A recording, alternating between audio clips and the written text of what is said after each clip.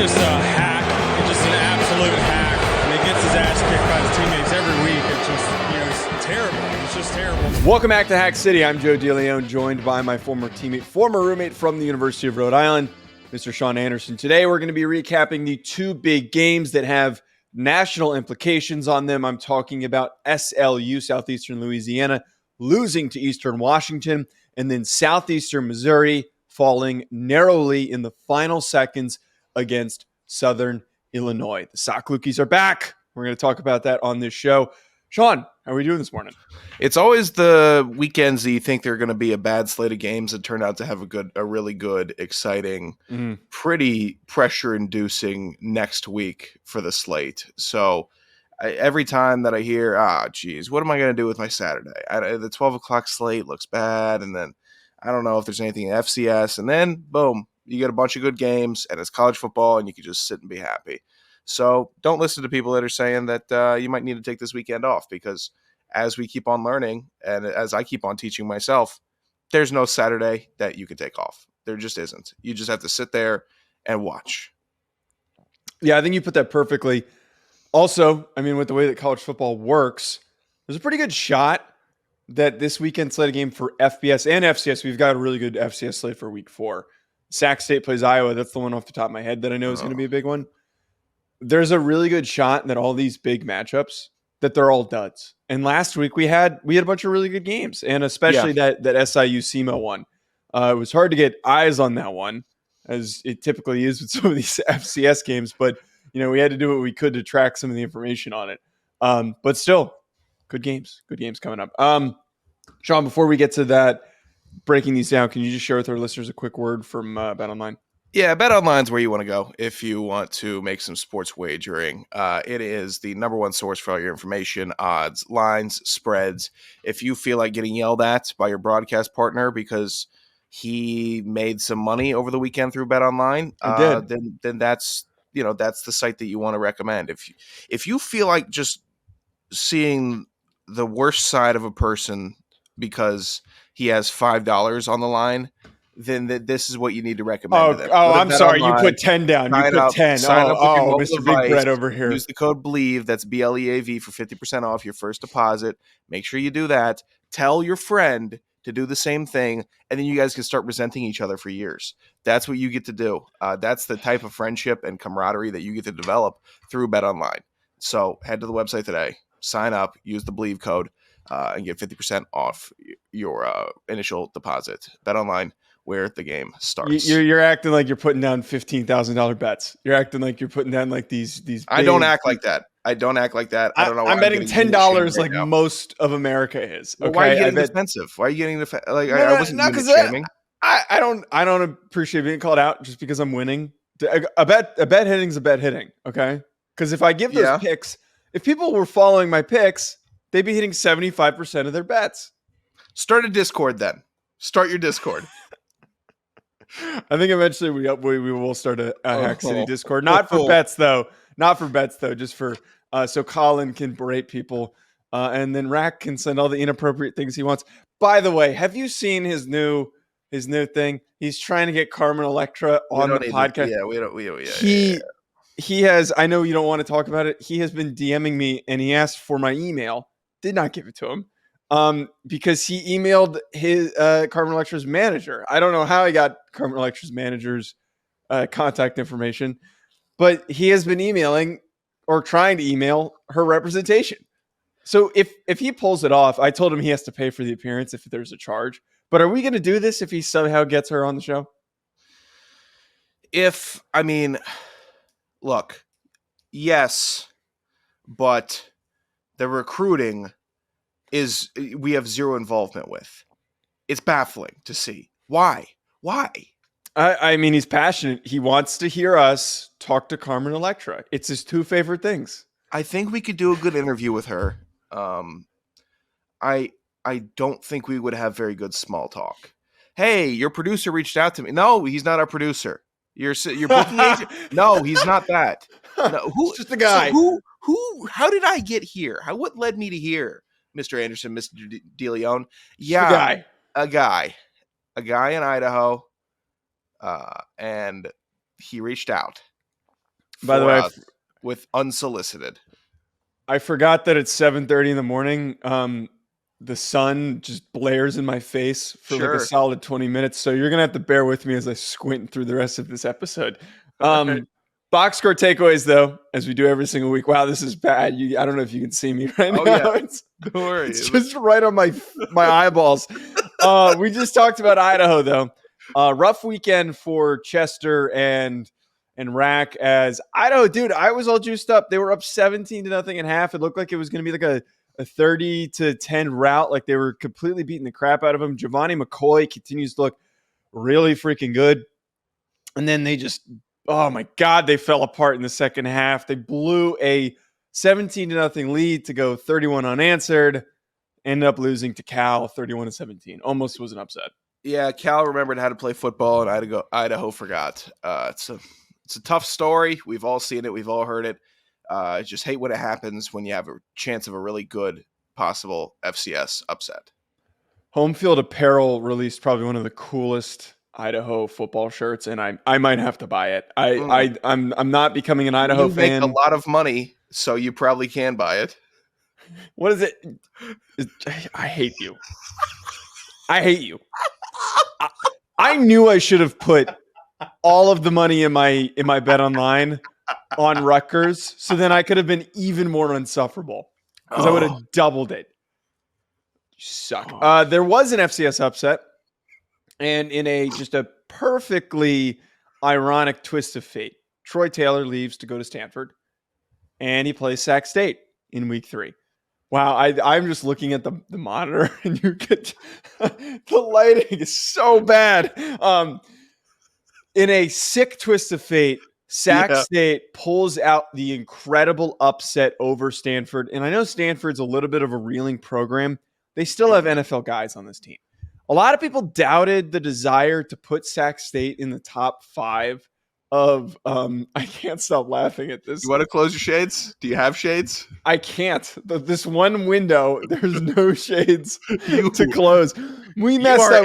We should have recorded at 11. I forgot. We should have recorded at 11. Such a buffoon. I deliberately don't record at this time, but I kind of appreciate how stupid and terrible it looks.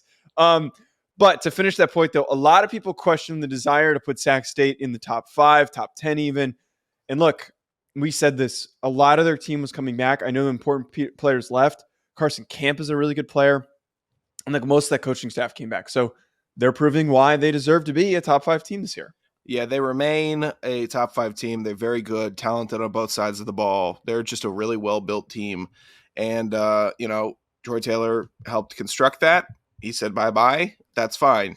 It's still there. That team is still there. And they got the right coach to come in and lead them forward. And now they've been led forward in an awesome win over awful Stanford, who may have one NFL player on their roster in a tight end. Maybe. Oh, wow. I'm a big dummy. They didn't Carson Camp didn't start this game. Caden Bennett was the starter through 2 picks. Well, we correct ourselves as we're speaking. Thought it was Carson Camp. The next box score takeaway, Montana. Man, wow, they are making it really hard for us to root for them. FCS Fan Nation guys are trying to say completely unrank them. I'm not going to go as far as to do that, but they did barely beat a Division II team, Ferris State, 17-0. I believe Ferris State won the national championship. So it's kind of like, if Iowa plays North Dakota State and they only win by 5 points. It's kind of comparable to that, but still, I'm not ranking Iowa as a top 10 team, and some people are right now. So bit of a question mark there. I mean, what are Montana and Ferris State playing for? Like, are they competing for a big wheel, which people could sit on? And oh my God, I don't know. Montana plays down to their opponents sometimes, which is frustrating. Just skip over that bomb. Actually, Joe, could you actually put a timestamp into the show description that lets them know where my mega bomb was? Yeah, I think it was around the 9:15 area. I don't know where my pen. So try to prevent others from hearing that bomb. No, I'm gonna say skip ahead to 9:22, and you can hear Sean's terrible Who makes bomb. a Ferris wheel joke in 2023? There's nothing funny about that. I'm awful. I forget the quality of our early morning shows when we tape them. Eastern Kentucky. Oh my God, this was annoying. I, out of spite, watched this game. I, out of spite, watched the end of this game so I could more accurately talk shit to Western Carolina fans. And you know what? I give Western Carolina credit. They fought, and in a spot where, look, Parker McKinney's really freaking good, by the way. Parker McKinney made a bunch of NFL throws in this game. But in a spot where they could have pulled the game away, they picked the ball off at the end of this game. Western Carolina ends up marching down the field. They end up scoring. They end up winning the game. Terrible defense by Eastern Kentucky. Was really disappointed. Western Carolina made it into my poll. I will say this, though. The minute they lose, they're getting out. They have too many receivers that don't wear gloves. It's like I'm watching a creative team, like a generic FCS West is playing in this game. None of those dudes, they all look like NPCs. None of them look like they're real people. Western Carolina willed their way into my top 25 as well. And as you know what, the fans are not a representation of the program and the team. So I have to remember that and say, wow, you know what? They earned it after this week. We made the points about one good game doesn't make you an automatic qualifier for the top 25. You had 2 good games. Congratulations. That's going to turn some heads, turn my head. Good win. Let's see what happens with the rest of this momentum. Portland State ends up having the hilarious score of the week. North American, I was trying to do some research on their football history against FCS teams. Sure. They don't keep track of anything. I even question if it's a real school. I kind of think that I'm not saying it's Bishop Sycamore-esque, but I kind of wonder if FCS teams show up and it's just an empty parking lot. They stand there for 3 hours and then they write the score down and then they leave, because I really don't think that this is real. But Portland State wins 91-0 in one of the best. Wait, was it 91-0 or did they score? I'm pretty sure it was 91-0. Do you think that it's a Grand Canyon University type situation? Yes. Like a Phoenix or one of these degree, college programs where we technically have a football team and technically anybody can play on that team. I think that's what we're leaning to with that. Portland State, I didn't know they were even capable of putting up 91 points, even on a bunch of skills. So good for them. Other than that, who cares? Yeah, their school looks really lame and terrible. There apparently are football players, because if you type it in, it does show you some pictures of some football players, but it looks like a JV squad. Praying for those guys. All right, let's talk about these games. The one that I think is going to deserve the most attention, actually, they both deserve a lot of attention here, but Southeastern Louisiana ends up falling 29-40 to Eastern Washington. Quick shout out to Kyler for tagging us in the Blake Global highlight. I thought that was really fun getting to see that. And then when I rewatched this game to get some eyes on it, I really started to see where Eastern Washington proves that they deserve to be ranked. I think that first week of having to play North Dakota State was just a brutal start to the season. Yeah. They are just a real consistent offensive team. They can march up and down the field. They can move the ball through the air and on the ground. The score is kind of interesting because it's not indicative of it being as lopsided as it was. This is a game where they scored, they took the late lead, and then they had a pick six that gave them that 40-29 victory. I just thought they looked really well-rounded. The Sparris, Chisholm, Global, and Ulm all had an amazing offensive day. I think that they have the weapons, the quarterback, all of it that you need to put points on the board to compete in their conference. They're not the Eric Berrier team that we're used to seeing, but I think they're more well-rounded and more consistent, that they can show up and beat the rest of the teams in the Big Sky. Yeah, a couple things on this game. I think Kakoa Vesperis needs to just at times calm the hell down. If you have a wide open receiver in the end zone, just calm down and throw the ball to him. You don't need to throw it over his head. All right, we got it. Just calm down a little bit, buddy. You're a good quarterback. You'll be good. And then to your point on the balance of the team, Eastern Washington threw the ball 48 times, ran the ball 44 times. I can't remember Eastern Washington doing something even close to that. They're running the rock. Justice Jackson toting that thing. I've been talking about 12 carries, 91 yards, 1 touchdown. But what's that balance? This is a close game, and you're staying balanced. You're staying committed. If you need to throw it, you can throw it, and if you need to run it, you can run it. And it's not going to throw either one out of sync. So I just an impressive. What is that? Share of the play calling between ground and air. It's good. It's good. They're finding a new identity within this team, which is great. Have a little bit of evolution. We're for it, Eastern Washington. And Sela is not a team to sneeze at either. That is a good win versus a good program with players that play hard and are very tough. Yeah, I really like what they showed for us in this game. And one of my bigger takeaways from this is, they fought all 4 quarters. And then when you have an opportunity to really close out a game, completely shut down an opponent, end it without any question, don't leave it up to debate. You get that pick 6. It just was an exciting way to finish a football game. I give a lot of credit to teams that know how to do that. And when you're in a hard-fought battle, you're battling all 4 quarters, you're going through this game, and you can make a play like that, that it just really shows that they've got the fortitude to do that against other opponents on their schedule. I also think for Southeastern Louisiana, it's kind of one of those things where you see games like this on the schedule and you think Southeastern's ranked ahead of Eastern Washington. But the reality of it, those teams in the Big Sky and the Missouri Valley Football Conference playing these smaller conference teams, one team is going to come out with the victory more likely than the other, if that makes sense. I know that's kind of like a very vague statement, but those conferences tend to come out with victories in these matchups. It stinks for Southeastern Louisiana. I think that they're a fine football team. I'm not super hyped up on them after this game.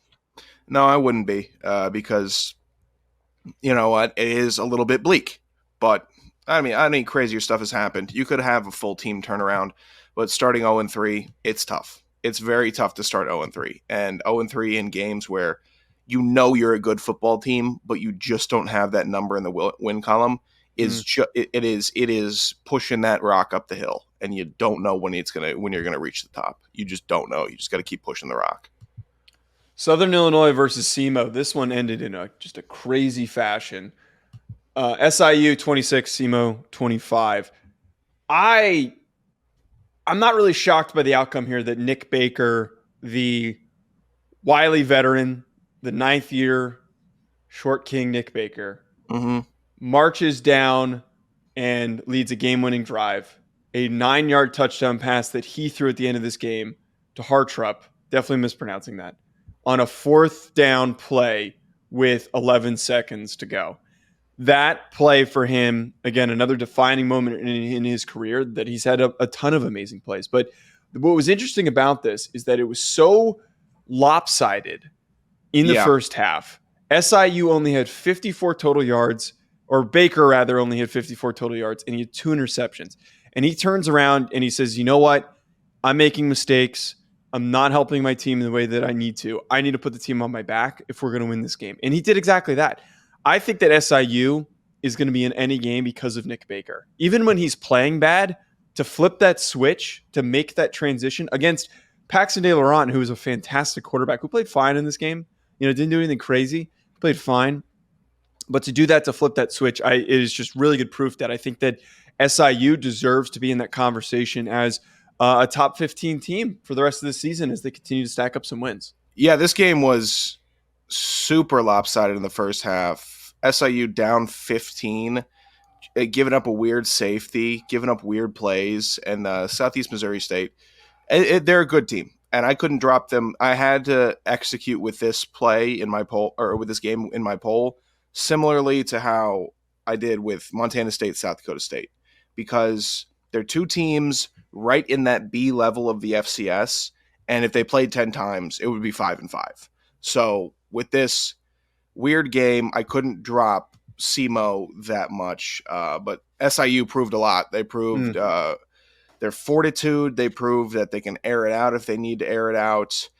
They proved that, hey, if we need to tighten up on defense, they can. And I mean, your stat about first half, Nick Baker having 53 yards, he ended up with 458. So in 2 quarters, he throws for 400 yards. and you just have the ability to do that, and the offense has the capacity to run like that, great. I know it's hard to do that all the time, but show me some flashes. Show me some more flashes in the first half in full games that you can do that and start averaging. Just start trying to average 275 and a couple tutties through the air, opposed to, hey, we're going to be weird for half the game and then pop the hell off and have a gritty ass win and scare all of our fans half to death with a late heroics touchdown at the very last second to take our first lead in the game with 9 seconds left. Like, just show me a little more consistency, SIU. I know it's a lot to ask, Joe. Consistency is like asking for diamonds when talking about a college football program. That's what we're asking for. It's hard to get it. Very hard to get it. But I'm going to keep asking because I know that they're capable of it. Yes, and again, that's like the really big thing for me here with SIU is that you're talking about this is the consistency, and again, just to be able to pull that out of yourselves to finish a game is just it's so critical. Why again, I'm very very high on what they're going to be able to do the rest of this season. All right, Sean, that's going to be it for today's show. At Joe DeLeone. About What? I have fat stats. Oh, we've got fat stats. Sorry. It was buried underneath the FC estimate, so I completely missed it. Go ahead. I'm sorry. I'm trying to get rid of it, apparently.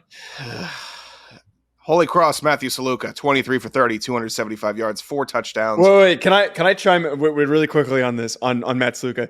There was some idiot, like the New England Sports Journal, which I'm shocked that's where this guy was coming from, that tried to dunk on the Reddit FCS account for being like, oh, those of us who've been covering Matt Saluka knew he was this good. You folks are trying to jump in on the bandwagon now. It's funny you all know. Everyone hasn't been talking about Matt Saluka on the FCS scale for 3 years now. I bet he didn't even know who Matt Saluka was 3 years ago. Dipshit. Go ahead. Yeah. Sorry. Yeah. Well, I didn't realize this was Fat Stats story time, but okay. That's fine. Holy Cross, Matt Saluka, 23 for 30, 275 yards, 4 touchdowns. He also carried the ball 14 times for 98 yards and 2 touchdowns. Total of 6 touchdowns and 3 and some change. Campbell running back, Nakari Rogers, 21 carries, 152 yards, 3 touchdowns, getting fat on Monmouth.